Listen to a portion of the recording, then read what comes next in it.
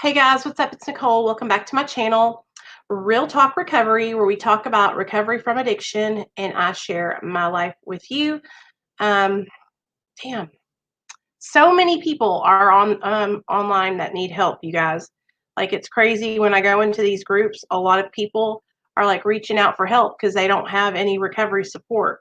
And it makes me like sad. You know what I'm saying? Online that need help, you guys. Oop.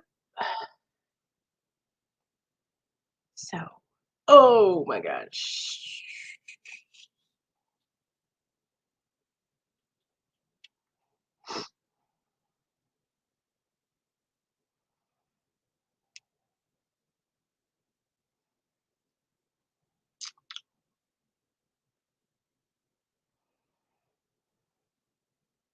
Hey, Sky. So, guys, whew, hey, girl.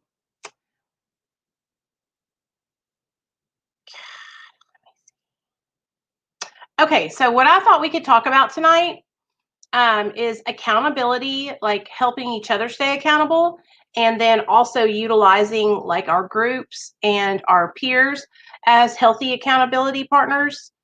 So I thought that would be something that we could do. Hey, Crystal, do you live in Little Rock? Girl, I need to know.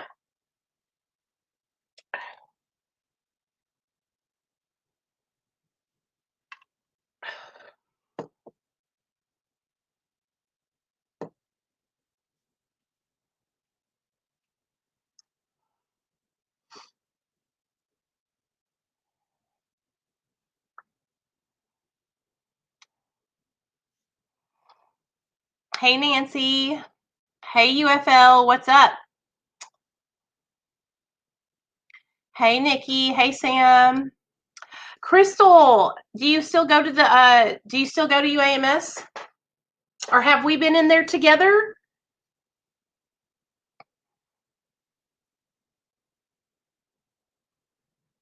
Are you on Facebook?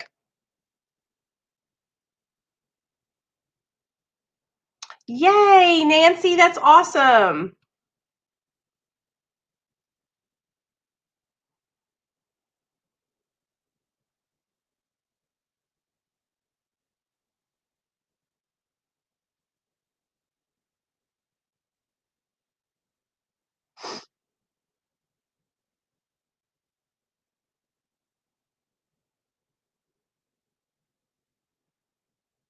Sorry. Okay. So tonight we are going to have, well, LT's going to come on here in a little bit. I was going to go on his channel. You guys do not bust me up. I was going to go on his channel, but guess what? I have to go to my mother-in-law's after I get off this live stream because I have to help her with some stuff over at her house. And I promised I would go over there and do it and take Nate, me and Nate are going to run over there after I do this live stream. But I'm sure because, you know, me and LT, he's on YouTube all the time. I'm on YouTube all the time. I promise I will make it over to his channel within the next month or so. Oh, how is her clinic? Is it like a clinic or is it just like a one woman show, like a one doctor show? You do, Sam? Oh, see, look, Crystal, you and Sam go to the same place. Y'all could probably be you know, like you could link up. Hey, Crystal, you could link up with me and Sam because Sam, I haven't told you about this yet, girl, but I was telling everybody else the other day that I thought we could do that recovery week thing that's at Indian Lakes. I think it's like next Saturday or this Saturday. Do you know what I'm talking about? Let's see.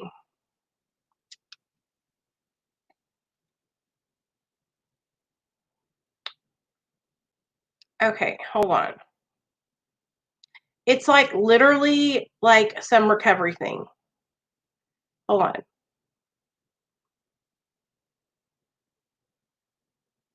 Okay, Saturday, August 15th, Recovery Awareness Day. Okay. It says starts at 10:30 a.m. Kids are $5 and adults are $10. Paddle boats and water balloon wars, dunk tank, food, snow cones, fishing, water slides, and more. Indian Lakes, which is, where's Indian Lakes at? Austin, Arkansas. Where's that at? Lord. Where's Austin, Arkansas? Oh, well, I'm sure we can go there. It shouldn't be that far off.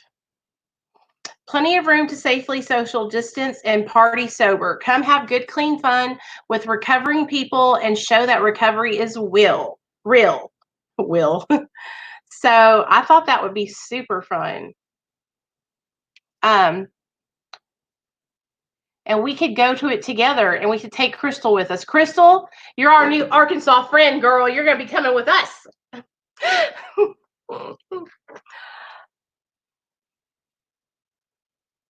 Oh, yeah, August 17th. I have to remember that. Hey, back to work, so I haven't caught you lives. Hope all is well, and hey to everyone here. Hey, hey, Jonathan.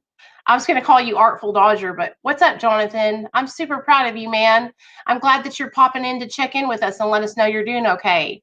I have an announcement, everybody. I have an announcement. Misty is celebrating 1 year sober. Yesterday was her 1 year sobriety birthday. So everybody give her a round of applause.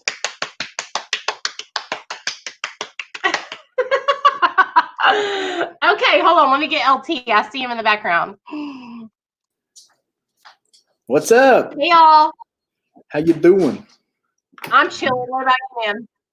Hey. Just got done doing a bunch of yard work, fixing the truck and painting, and been busy. Misty celebrated her 1 year sober yesterday. Yeah, we saw that. It was awesome, Misty. She literally started her, like, she came on board with, I think she came on board with Dr. B, and then he gave her my channel number or my phone number and channel, and she came over here with us, and then she's been here ever since. Wow. So I'm so happy that she did. I'm so proud of you, Misty, like, for real. For real. So, LT. What up? I wanted to know if you could share with everybody, like, okay, so what do you do to stay sober and accountable in your recovery? Like, what do you do for on a daily basis? Well, first off, it started with my relapse prevention planning. I closed all my back doors. I made sure everybody in my entire life knew that I was in recovery. All my drinking friends, any person that's ever drank with me, any person that's ever done drugs with me now knows right now that I'm in recovery, and it's unacceptable. I made it very clear that it's unacceptable to approach me to get higher or ask me to go and be in a high-risk situation. I just won't put myself in there. And daily, I work my program. The first thing I do is I try to, and obviously I'm human and fail quite often, but I get up and I pray and I just get my mind on the right track of recovery. Okay, this is a day that I was given. This is a day that I'm blessed. I'm not going to mess it up by using. And I've kind of put myself in a position with where I'm at in life because of our YouTube channels and what we're doing behind the scenes, and then my wife being in recovery as far as the co-addiction goes, that we hold each other accountable all the time. And I've just set it up to where I'm constantly surrounded by accountability. Yeah. I don't leave any loopholes, It really does help, though. Like, I don't think people understand, like, it really does help to have, even if you just had your YouTube channel, it's like, if you throw yourself into it 100% and you, like, really want to do it and really want to, like, be helpful to others and show that you're doing the right thing, it can save it made my life such a more positive experience, because I found all these people that believed in me, and when I didn't believe in myself at all, Yeah. And we put ourselves, you as well, we put ourselves in a position where we have to live above reproach. We can't be like the church pastor and then go to the bars on the weekends, just because we got time off. You know what I mean? Exactly. It's like, that that's what I was saying the other day. I was like, I can't come on here like blazed, you know what I mean? And be like, hey guys, hey, because everybody would be calling me out. People would be messaging my family, calling my house, showing up at the front door. But I feel like subconsciously, I didn't even realize that I was doing that when I started this channel. I was just like searching for support. You know what I mean? Yeah. But it ended up working out like that. And I Aubrey came into the chat today, and he had asked me something about like, has the obsession to use drugs and alcohol been lifted from me? And I was telling him about when I first realized, it was probably like 6 or 8 months into working with my sponsor, that I woke up one day and I was like, I haven't thought about relapsing. And I used to think about it all the time, you know? And I was just like, maybe I don't want to do that anymore. Maybe the things that I want to do are changing and shifting, you know? And I could not remember a time that I didn't want to get high. So do you ever, like, now that you're kind of like clicking along your sobriety journey, have you come to that point where you're like, I don't want to get high anymore? Like, I feel good being sober. Yeah, I've completely as far as that goes in my life. I look at the road of relapse and it's just dark, dreary, and disgusting. I look at the road of recovery and it's beautiful.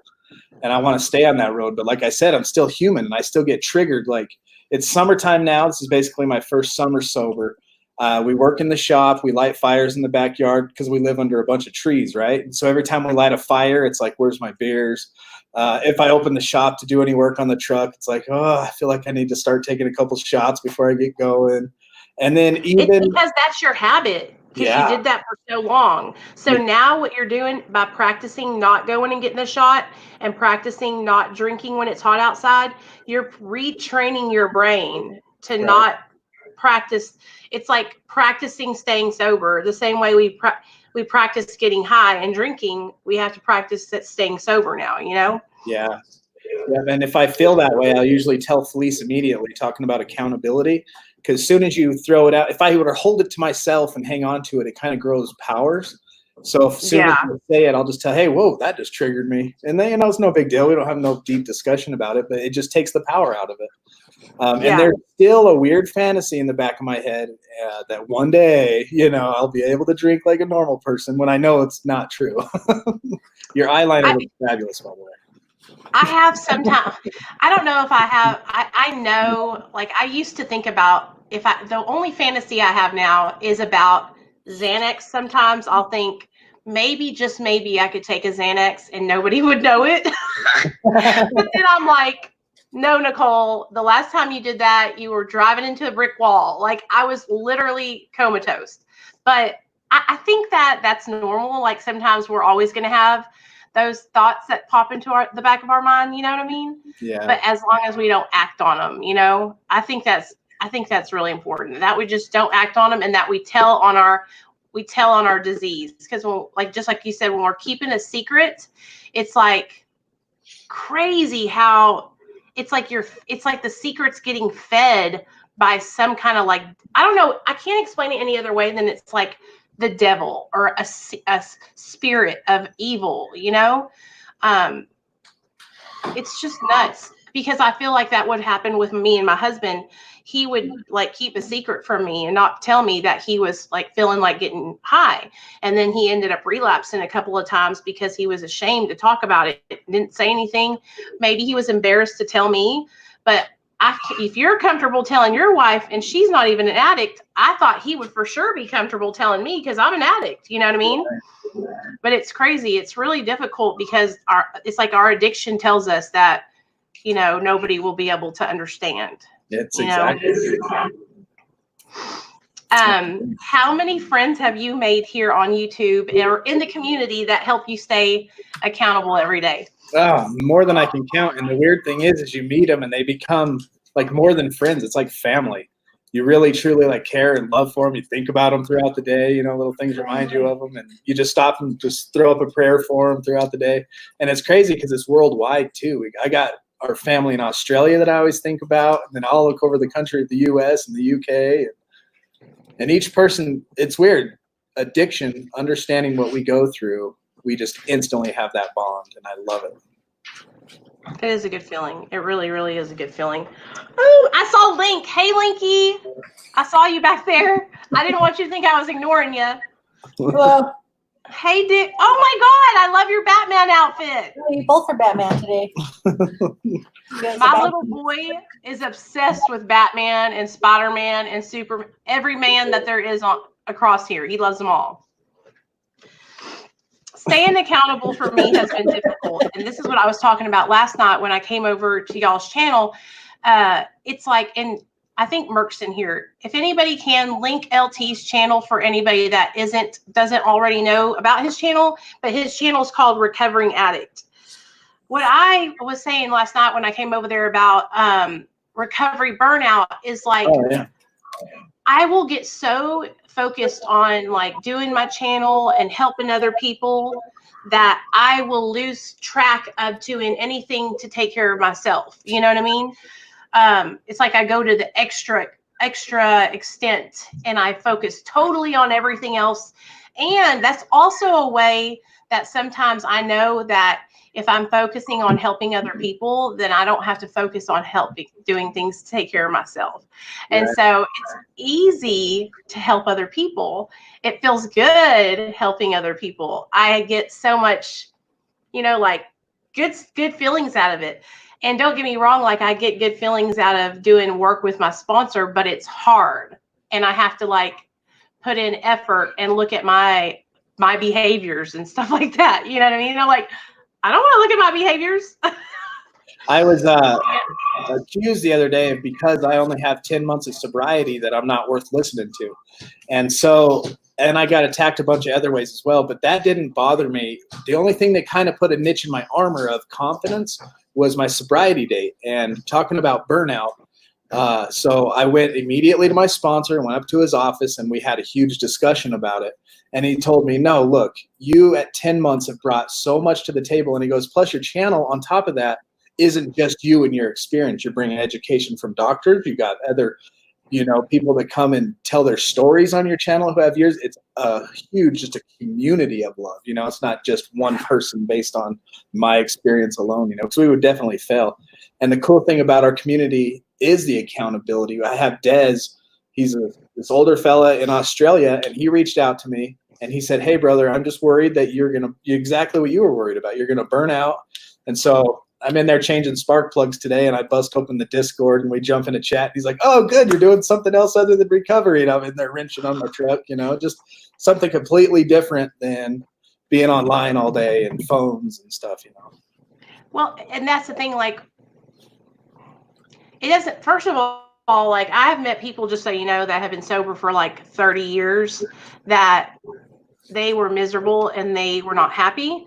And then I've met people who have been sober for like 6 months and they were so happy and they knew so much. And I felt like, wow, they've got it going on. Like they're passing me by. And so like I've met people in all different like stages of their recovery or amounts of time. And whenever I started working with my sponsor, the one thing she told me about is that I could learn from people that had less time than me, and I could learn from people that have more time than me. It doesn't really matter. I don't think it really matters how long you've been sober. I really think it matters about how much like effort you're putting into changing your life and changing yourself on the inside.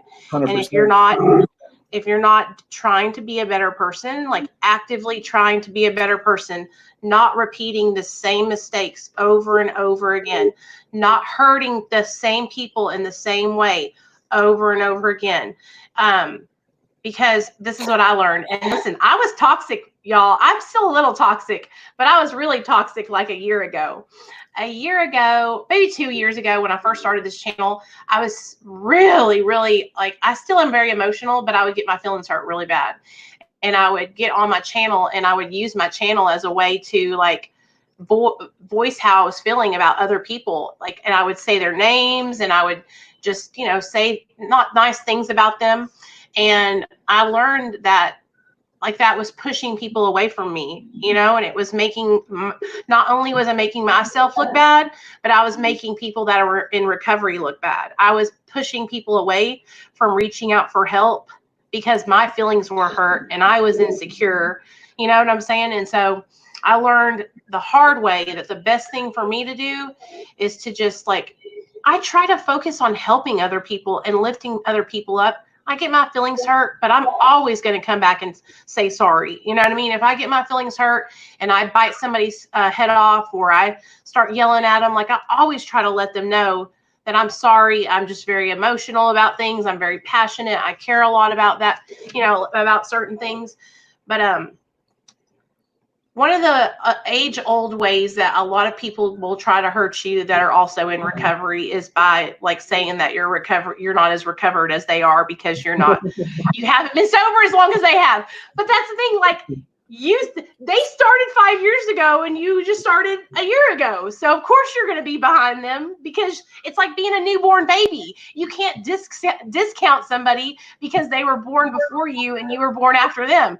What kind of sense does that make? Right. But listen, I'm not going to act like I ain't never done the same thing. Like, I have been so mad at my friends and been arguing with them and been like, shut up. And these are like my recovery friends, you know. But 9 times out of 10, I always go back and I say I'm sorry. And I try not to let my emotions get to the point where, like, it's always because I'm hurt or I'm afraid, because I feel like I'm getting left out. I feel like I'm not good enough. Maybe they don't like me anymore. It's always about me for some fear of something happening. You know what I mean? So I can talk to you all day long about all kinds of toxic stuff that I have really come a long way, just saying, y'all, because I was so emotional when I started my channel. And so sometimes I see a lot of other people that are emotional like that also, and I want to give them the benefit of the doubt and say, well, maybe they were like I was, and they're still learning, and they're going to change their ways. But 9 times out of 10, I don't stick around to find out. Right. You know what I mean? You're doing amazing though, dude. Like, for your 10 months sober. Yep. 10 months sober and like having a YouTube channel and like being it's a big deal. It's not like, okay, so I see people all the time that have gotten sober and that start YouTube channels and try to be consistent and try to follow through with what they say they're going to do. And not a lot of people do it. You know what I mean? It takes a lot of time and effort to like schedule your live streams and follow through with them, be on them for an hour, then interact with everybody afterward and interact with everybody in your groups. It's literal time out of your day that you're spending, because one, it helps you, and because you want to help other people, you know? Yeah, it's a huge part of my sobriety, and that's my accountability, like we were talking about earlier, is when I'm helping other people, I'm not thinking about myself. I don't have time to introspect. And then plus we're going through the books on here, and it's put like a turbocharge on my recovery and my knowledge. And then it pushes me to practice what we're preaching. You know what I mean? And I love it. Oh, in case you didn't hear me, your eye shadow looks fabulous. Thank you. We did a makeup tutorial today, y'all. Earlier, I got on a live stream and I was like, we're going to take it back old school, y'all. And we're going to do some makeup. Like, I'm such a nerd. Sometimes I think, because I see you guys and y'all are like all professional, and I'm like, damn, I got to get it together. LT and them are all professional over there, and I'm putting makeup on in the mirror. No, that's good. You can't see it, but you have camping pants on at the moment. If we were to turn the camera that way and you could see the rest of our house, you'd be like, where do these guys live? The disaster. I totally understand. And y'all got 2 kids. So 4? Yeah. What? Yeah, I thought you just had the 2. They're the only 2 that pop on. The other ones are teenagers, so they're too cool for this. Yeah. How did y'all make 4 kids? Well, long story, but I got 2 from another relationship, and then Felice and I had these 2. Okay. So how old are your oldest ones? 15 and 14. 13? Dang, that's hardcore. No. Yeah. You guys got a whole troop. Oh, yeah, we got to try. They eat us out of house and home. Nate's eating me out of house and home, and he's only 6 years old. I'm poor. That's what I told him the other day. I said, hun, we cannot buy all this food because we are poor. Right. I say, so today I didn't know this. You just feel, I guess I wasn't listening. Jacqueline. I heard you say that you had started a new, that you were leaving your old job, but you're starting a new adventure. Tell everybody about that, because I'm really excited for you. Like I'm really excited. So Recovering Addict is more than just a channel. The channel is like, you look at us as an educational place to learn how to prevent relapse prevention education, but we're a channel, we're a bridge to a community that's worldwide. So no matter what hour a day, our platforms follow the sun, and you always have somebody there to help you. But behind the scenes, Recovering Addict is actually an incorporation. It's a legit nonprofit now. And we are meeting up with people in the town, other recovery centers, and local politicians. And we're growing this into a legit, we're going to have a local facility for recovering addicts to learn relapse prevention. Our plan and our vision is to help people get into rehab, to help people get education, maybe job placement, to hopefully find funds for people that can't afford treatment and get them into treatment. Anything we can do to help recovering addicts to recover and stay recovered. That's awesome. I mean, I can't even imagine all the work that it takes to do that, because I know, like, again, I know so many people that have wanted to do things like that, but they didn't even know where to start, you know, like, so how do you, like, did it take you a long time to get approved for that kind of stuff? Or do you have to go through like paperwork? Lots of paperwork, yes. I went through a company that files all that stuff for you. So they made it a little easier, but you can do it on your own, but they charge you a little fee. But yeah, it took, you know, you gotta file for your incorporation license. You got to go through the IRS to get your 501c3, so you're a legit nonprofit, tax deductible, so people donate. It's, you know, all that kind of stuff. And I just had a vision. Like, I've always wanted to do YouTube. I've always been into cameras and photography. I have a photography business. I know y'all setup is nothing to be playing around with. It's not a mom and pop shop. I know, because I went down on your description and I'm like, I need to get a nice camera, like LT's. And I have a really nice camera, but I was looking at all your other stuff and I was like, what? That is like, yo, that's like professional YouTuber stuff. Yeah. But my first YouTube upload was in 2008. So okay. I've been doing it for I've been looking at it. It's just been a hobby and just for fun. And I've been too drunk to actually pursue anything because of my stupid addiction. You know what I mean? Addiction in a way is a blessing because it's focused me intently on what I want, and I know I won't relapse and go back. But at the same time, it hindered what I could have become. You know what I mean? It's like this bull fan thing. Yeah, like you had so much potential and you were just like sitting and drinking it away. Yep, I would sit and start drinking and I'd start researching on how to edit and learning all these techniques. And, 30 minutes into it, I'm halfway through a fifth, and the rest of the time I'm just goofing off watching videos. Don't even remember the rest of the night. Man, I know I think back on it and I laugh about it, and then I also think about it and I'm like, damn, I messed up. I wasted so much time, so many years in my active addiction that I could have been doing positive things for my life and my family. Sometimes, do you ever get kind of like, a little depressed or sad or down on yourself about it, beat yourself up? Oh yeah, because I've always wanted to be an entrepreneur. It's just kind of who I am. I got that ADD. My mind never stops running. And had I pursued my passion back in 2008, because YouTube was only 2 years old, I could have been. Yeah, you would have been 1 million subscribers. Easy. Had I been focused, but I was too blah. Well, we could look at it like this: like that could have happened, and you could have hit it big, but then you could have drank yourself into oblivion with all that popularity, and because look at all the people now that are on YouTube that are huge YouTube content creators. I know if you watch YouTube like I do, you've seen all the like Dramageddon and stuff that's going on.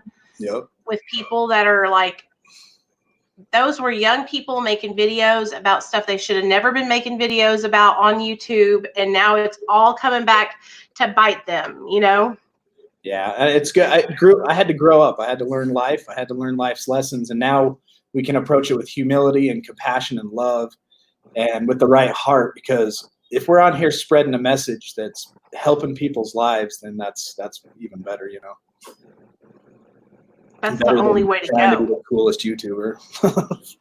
The only way to go is to have your heart in it 100%. And because the thing about it is, people will be able to find, they can tell if you're they can feel it from you. In my experience with every person that's come through the recovery community that has came and gone, had a little success, and then out they were gone. It's like you can see it right through them. It's like looking through glass. There's nothing there. They're there for the opportunity. They take what they can get and then they leave. Yep. And I don't want people in my life like that. That's what I was like when I was in my active addiction.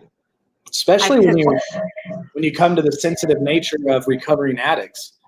By nature, all of us are very low self-esteem. And so if we're up here on this platform being completely selfish, we can really ruin somebody's life with that. You know, if we're not really sincere and compassionate and willing to go the extra mile when the camera's not turned on, and, you know, show our love and support behind the scenes where it really matters, then yeah, this shut us off. You know what I mean? I've had people that I thought that they were people that were going to be around, and that, because I'm one of those people that I just automatically trust people right out the gate. I'm like, here you go. Here's my social security number. You know what I mean? And then I'm just like, why didn't I see that coming? Why didn't I see that coming? You know, but it's like, I want so badly to see the good in everyone. You know, I really do. Like, I really want, from the bottom of my heart, like, I want everybody to be happy and to be successful. But I have learned that, just like you said, it's dangerous when people have a platform, and especially in the recovery community, because so many people's lives people are vulnerable that are watching our channels. Yeah. There are people who are like, they're hurting, they're in pain, they need guidance, they need support. And so that's why I'm so, like, I'm even trying to be more careful about the things that I talk about, because I have to remind myself, I'm not a doctor.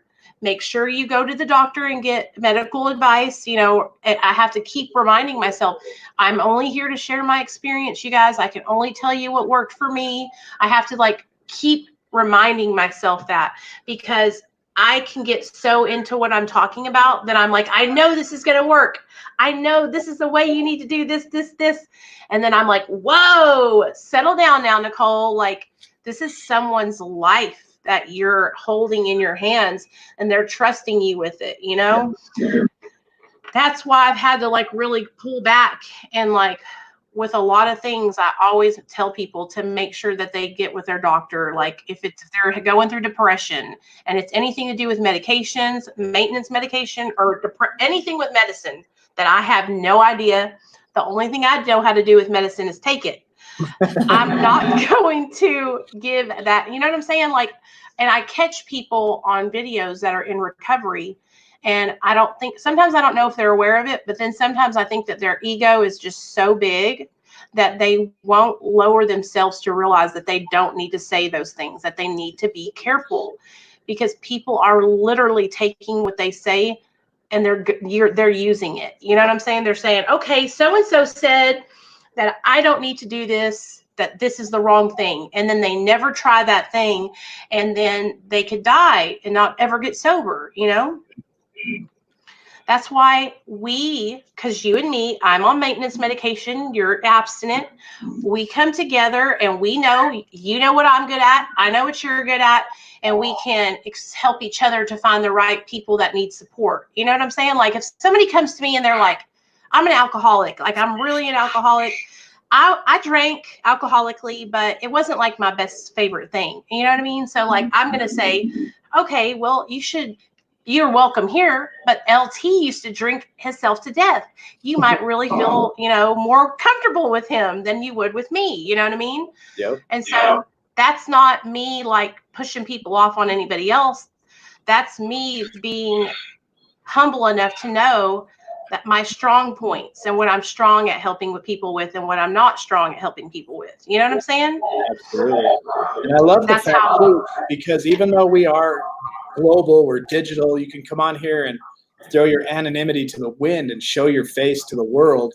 At the same time, we've created a community that even if you didn't want your family to know that you were struggling and trying to get help, you could come with a fake name and come and get the support and love you need and not have your whole community, your work, or anybody else around you.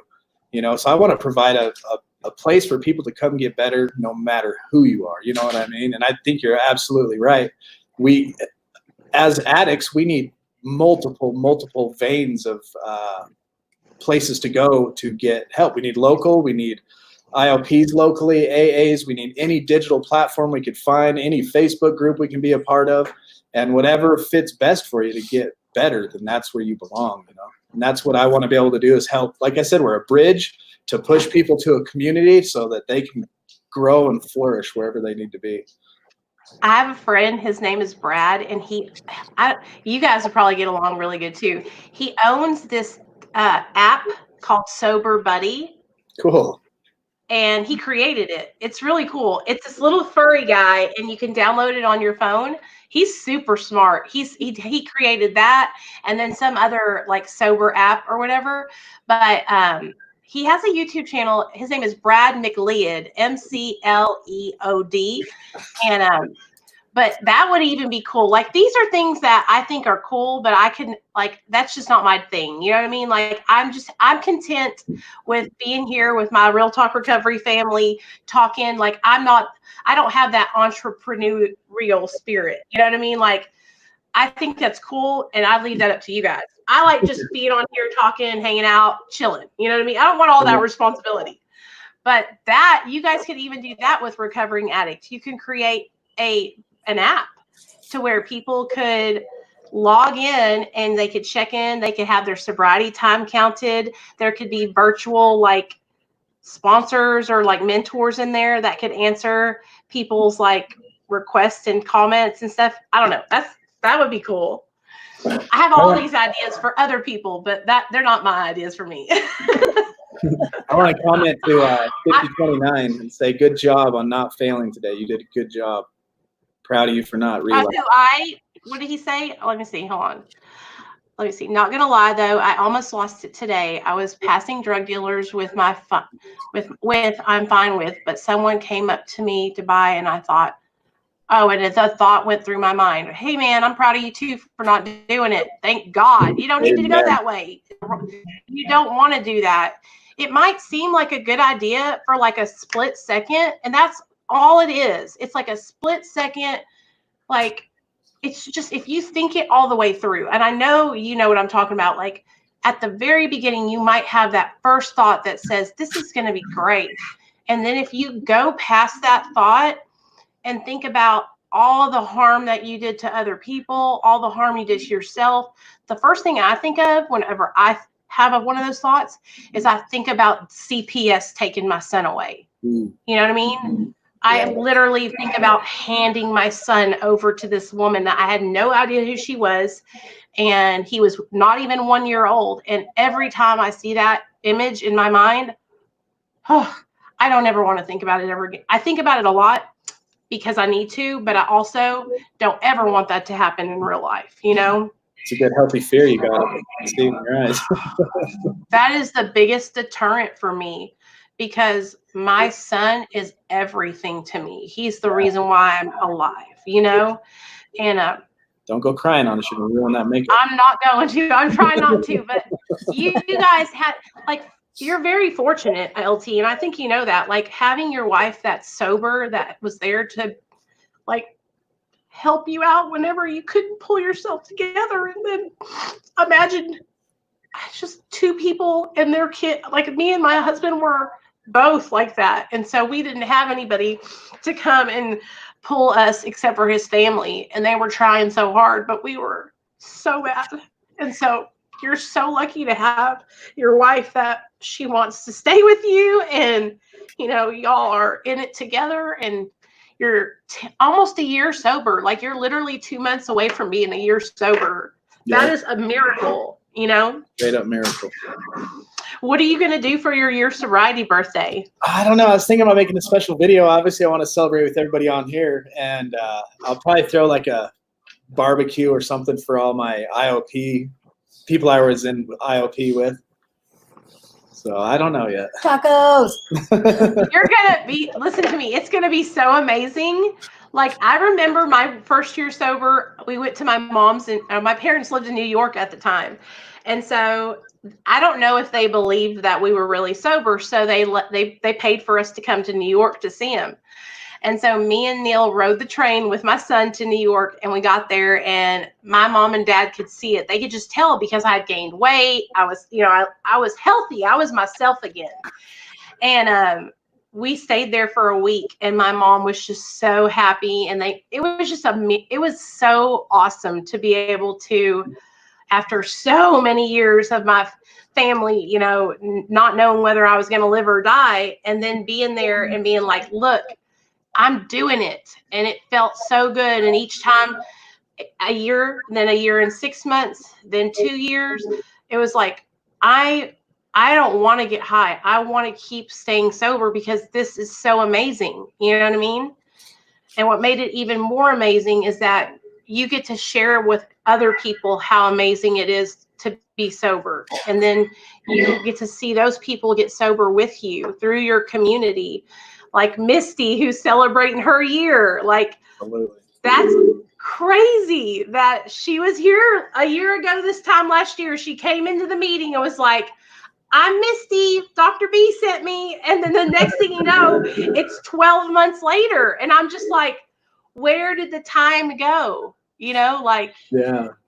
it's so amazing. It's like after the first year, it's just like the years just start going by. Bam, bam. But you got to stay busy. You got to stay focused on your recovery.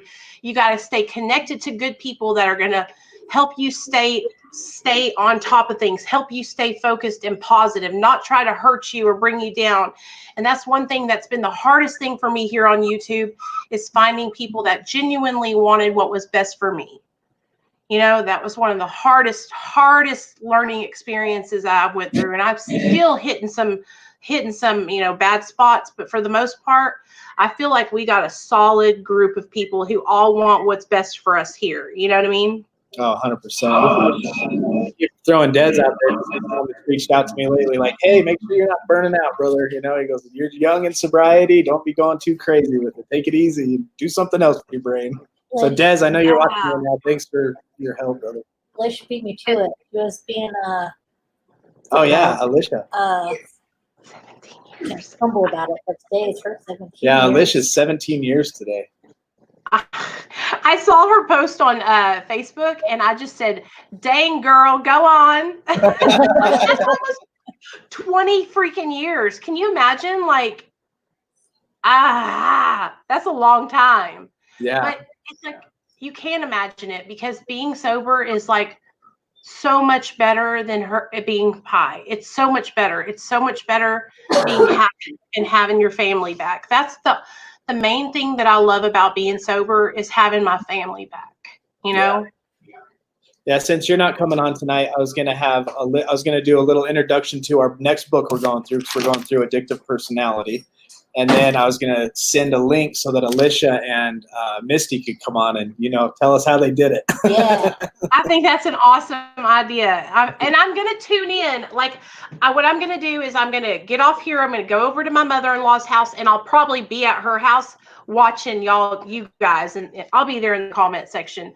But Right. I just wanted to have you on the channel, and I wanted everybody to see, like, me and LT, I support what they're doing 100%. I know that they support what I'm doing over here. And sometimes we might not agree on some things, but we always work it out behind the scenes. I am a crazy, crying, screaming mess, but I always go back, like I said, and make it right. And we're working a program. we care about doing the right thing, and we just really want to help other people, and we want to be, I hope that I'm speaking for both of us, but I know that LT and Felice want, just like I want, to help people, and we want to encourage other people. We want to give you guys hope. We want you guys to know that if we can do it, then anybody can do it. Like, it's not about like popularity contest for us. It's not about making a bunch of money for us, because if it was, we wouldn't be doing live streams. That's for sure. Yeah. Okay, just so y'all know. Just so y'all know. I accidentally posted a screenshot of my like analytics the other day, and it showed like that I made $50 that month from YouTube. And I was like, see, there y'all go. That's how much I make. $50. So it's not about like, that's not why we're motivated by like monetary gain. It's like you're motivated by seeing people's lives change like right before your eyes. It's like watching God do miracles and change people's lives. Like right there, you get to see people that started out and they had nothing, and now they're in the middle of the community talking to each other and reaching out to other people that are struggling with addictions. It's like, is this really happening? Because we're having a part of that. It's like being a part of like a whole new world. It's just so amazing. And so I know that LT and Felice want the same thing for Real Recovering Addicts community, which is the same as Real Talk Recovery community. If you're welcome here, you're welcome there, vice versa. And so I just want you guys to know that. I wanted to have LT back on just to check in, but I really want to have you back on when you hit your year sober. 100%. Like, yeah, I wanted that miracle, like you're saying. I'm watching it, and I seen two names in the comments: Sky Love and Michael Teeter. Those two are just marching through recovery right now. It's amazing. I'm so excited for y'all. I'm so proud of how far you've come, because I think when I found you, you had like 5 months sober, I think. February, was it? It was down there. Yeah, probably about 6 months ago, 5-6 months ago. Yeah. So, I mean, we're all doing it together. We're watching each other go through the line. And that's the thing, like 24/7, 7 days a week, we have support. And there's no reason why any of us have to feel alone, because there's so much support here in this group right here, you know? Yep. So I love you guys. I'm not going to keep y'all on here much longer. I just wanted to have you on, and I really, really do want to have you on though for your year. And I really, really want you to just like share with everybody everything that you do to stay sober when you hit your year sober, like for real. We'll have like a whole like story time, LT story time segment or something. Because y'all know I love some story time. So you got to tell us some stories about when you used to be so drunk, and then you got to tell us about now. Okay? Okay. I got a million. All right, guys. I love y'all. Thanks for coming over here with me. I appreciate it. Okay, I'm going to end with my tagline for y'all. Don't put yourself in a high-risk situation. Stay strong, work your program, and remember, we recover better together. I knew you were going to say they recover together, but putting yourself in a compromising situation, and when you said closing all the back doors, I've never thought about it that way. They're like trap doors. Yeah, you got to get rid of them. You know? So I love you guys. Love you you too. recover better together. Okay. See you, everybody. I'm sorry I'm so emotional tonight, you guys, but I'm really, really happy that LT is doing so well in his recovery. And, you know, he's a good person, and he wants what's best for people, and he wants people to find sobriety and find support. And you can just tell that from somebody just from being in the room with them and talking on the phone with them for a little bit, and so I really hope you guys know that if you're ever struggling and you can't get a hold of me or you can't find me, you can always go over to LT's channel. They have live streams every night, just like we've been doing over here, and they usually go live right after I go live. So if you can't find me here, you can always find LT on his channel at Recovering Addict. They also have a whole Facebook group called Recovering Addict, and they have hands-on, like it's him and his wife, and then all the people from Real Talk Recovery are over there. So it's always super, super active, and there's all kinds of people over there. So you're not alone. Okay. Hey, Michael, what's up, man? I really appreciate you for coming over. And I will promise you guys, I will get on LT's channel next week or this week or the next week. I'm really catching up from the 7 days, 7 speakers, 7 days in a row. And also from yesterday's CrossFit that I did. did not realize how kick-ass CrossFit is. So I have another appointment tomorrow, you guys, at 1:00 to meet with a trainer. So my trainer's name is JD, and he and I are going to work out for an hour tomorrow. And so right here, we set down all the things that I did yesterday that we worked out together. And he said, let me read this to you guys. So he says, my strength is great. My form is wonderful. I just need to work on my cardio. Okay.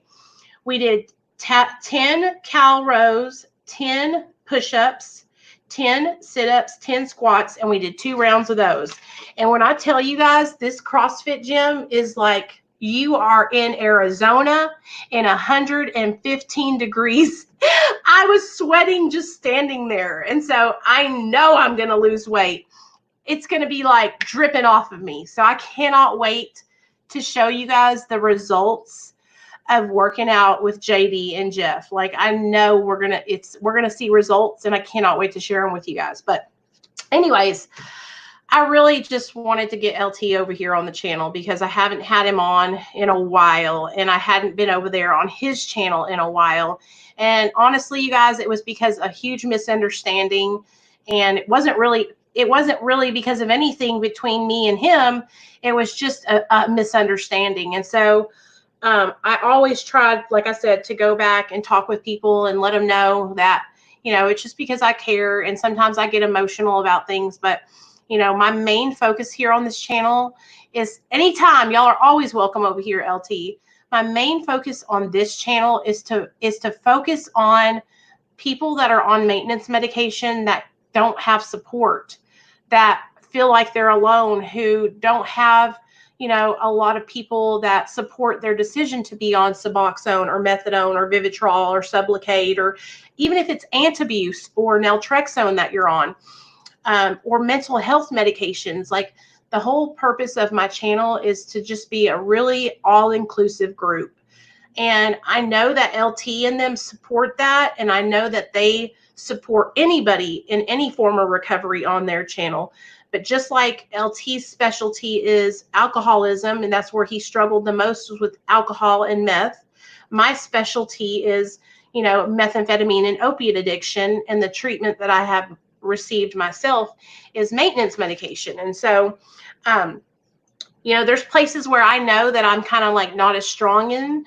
And so where I know I'm not as strong, I try to send people to other people I know are stronger in that area. And it's always because I want you guys to get the best support. Okay. I want you to get the best fit for yourself, and so I might not always be the best fit, and so if I know somebody else that's in recovery that is better or a better fit for you, I'm not too good to suggest you to go to say, hey, go over and check this channel out. They're kicking ass and taking names. Like, there's no competition here. Like, I'm not competing with LT's channel. We are together. We're on the same journey. I'm not competing with any other recovery channel. And if anybody is competing with us, then you don't want to live like that. This is about being together and helping one another. Nicole, if I may, can I get a small rundown on your story? Well, Michael, real quick. I was an active drug addict from the time I was 17 until I was 32 years old. My drugs of choice were methamphetamine, Oxy, Xanax, and I was IV drug addict. I started out drinking and smoking marijuana, but of course, it eventually led me down the path to trying methamphetamine for the first time. Then I got hooked on opiates.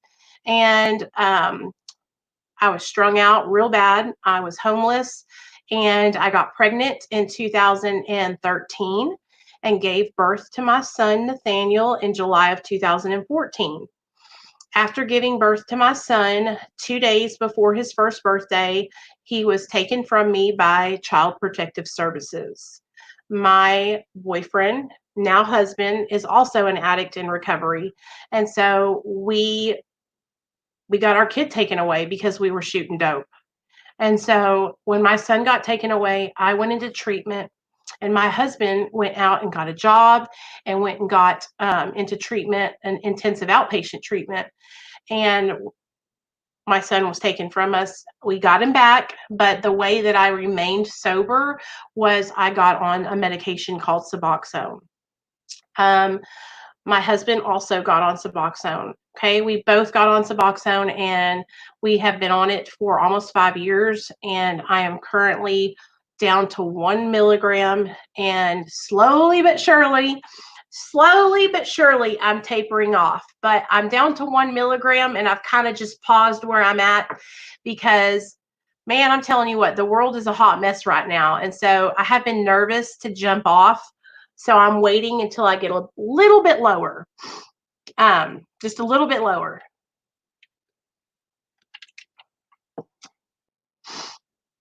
Yeah, we're all on the same journey. And you know what, Des, I love that you said that, because here's the thing. It doesn't matter. Like, let's think about it this way. Let's look at recovery is something, let's say recovery, right? It's something that we're always going to be working and walking towards to better ourselves. We're never going to be 100% like guru style recovered, right? We're always going to be trying to better ourselves every single day. And so my pathway to recovery has a couple extra hills. Maybe I've gone around a couple trees, right? And my road to recovery might take me a little bit on a different path, but we're all going to the same destination. But I'm telling you guys, what I've learned is that I'm always going to be on my way to the destination. The destination's always just going to be right out here in front of me, and I'm going to be going towards it, because every single day we want to better ourselves and make changes in our lives. And so I'm never going to be able to reach that like I said, guru status, right? I'm just always going to be trying to better myself. Where do you go from there in half, Nicole? Like, where do I go from 1 milligram to 0.5? A lot like my sponsor story. I never got into drugs as much as I am an alcoholic. Hey, Michael, I'm telling you, man, I have a 4-part series here on my channel, and it's called My Addiction, The Ugly Truth. It's 4 hours long, but if you're ever busy and you want to know the whole story, like the details and all, that 4-hour series will tell you everything you need to know about my life, and probably some things that you didn't want to know. Because one of the things that I struggle with is I just say it. And so if it comes to my mind, it just comes out of my mouth. So I try to be like, I try to think before I speak, because I don't want to like say things that I don't mean or hurt anybody. But when I'm talking about myself, oh hell, I just say it. I just tell it all. There's nothing that I have not told on my channel ever. Like, I've told it all. Everything that's happened to me in my addiction, from being raped in active addiction, to robbing stores in active addiction, to committing crimes in active addiction, to go into prison and being in a shower with these big old giant girls on either sides of me. I mean, I have seen so many things, you guys, because of my addiction. My addiction has taken me to prison. It's taken me to 5 treatment centers. It's taken me to like straight up trap crack houses. It's taken me to like rich, huge mansions where I was like snorting cocaine off of like golden mirrors. And it's also taken me down to the trailer park where I was cooking methamphetamine out of a shed. So I have so many stories that y'all would just be dying here. That's why, like, I like whenever we have LT on for his year, sometimes I don't like to glorify addiction, you guys, never, right? But I love hearing other people's stories, their crazy stories. You know what I'm saying? It has gone to, like, those story times are my favorite. People love hearing the story times. But I love getting together with other addicts and alcoholics and us just swapping story times. Kind of like when you're in prison and you're sitting there and you're telling war stories, you know? That's what it's like when you're sitting down with another addict or an alcoholic and you guys have both been down through there, and you can laugh and just like cut up. But I always like to make sure people know, like, I laugh now because if I don't laugh, I'm going to cry. Like, I put myself through a lot of unnecessary pain, and I put my family through a lot of unnecessary pain. And so I don't want to do that ever again. And so I can laugh about it today because I'm sober today. But if I was still out there in my sickness, I could not laugh about it because I was in pain, you know? So I love all you guys so much. I appreciate everybody that came over from LT's channel, like, for real. And please, please, please, you guys, if you're not already subscribed to LT's channel, go over there and check his channel out. Subscribe to his channel. You'll see me over there. I like to come over in the comment section and say hi. But I always try to stop by and show love to other people that are in recovery. That's like my main thing, you guys, is about being together and helping each other. Like, I want you guys to understand that there's no competition. Like, we are in this together, okay? We are in this together, and we are, like LT says, we recover better together. I should have made that my saying. Damn it. But mine, this is what I say. What's up, you guys? Welcome back to Real Talk Recovery, where we talk about recovery from addiction, and I share my life with you. My name's Nicole, and I'm a recovering addict. Oh, and let me tell y'all one more thing before I go. Burns and Down the House. They have a channel too, you guys. Burns and Down the House. They're in the comment section. Let me get there. Here they go. Okay. These people right here, Heath and Brittany, Burns and Down the House. They have a channel too, you guys. They're a husband and wife. They're both in recovery. You will benefit from checking their channel out too. And they're going to be dropping their story times, like their addiction recovery stories soon too. So you check out their channel. And anybody else that has a channel, hold on a second. I don't want anybody to be mad at me. This is Bonta from Successful Convicts. This fool right here hasn't uploaded any new videos lately, but he's going to be back on his grind soon. That's my friend, though. He's come on my channel before and talked about his prison experience. So we got a lot of really good people in our community, you guys, people that are in recovery, people that are coming out of prison and turn their lives around. So like I said, there is enough people on YouTube for us to all subscribe to each other's channels. You know what I'm saying? Like, there's no competition, no reason to feel like you're not gonna, like, there's so many people on YouTube. There's millions of people on YouTube. So this is what I want to do. I'm challenging all of you guys that have smaller platforms than me. Okay, even if you have a bigger platform, let's make up a tag. Let's do a collab. Let's think of something that we can say, like, okay, I had started the hashtag I'm Not Anonymous, and I was asking everybody to make 1-minute videos sharing why they're not anonymous, and then we could share each other's videos on each other's channels, right? So like, I could share your video on my community tab and on my Facebook page. And see, if you guys get into it and like start doing stuff like that fun with other creators, there's even Jessica, just that bee, has a channel. There's so many girls and guys in recovery that have channels that are like making content that want to like spread the message of hope and recovery. And so all you have to do, you guys, is like start really trying to get involved, reach out to other people, like reach out to me, reach out to LT, reach out to these other channels. And I'm telling you, that's what I did. My first year on YouTube, I literally like messaged so many people, and so many people shot me down. Nobody wanted to have me on their channel, but eventually I found some people who gave me a chance, you guys, and it's been all uphill from there. So you'll find your people just like I found my people, and you'll get the support that you need. So I love you guys. Don't forget to go over there. Oh, shoot. Shout out to Fade Factor over in North Carolina. If you need your hair cut and you live in North Carolina, hit Fade Factor up where you can get your hair lined up straight. All right, guys. I'm going to have you pay me $500 for that shout out. I love you guys. I'll see y'all tomorrow at 7, okay? I got to go to my mom-in-law's house. I'll see y'all over on LT's channel.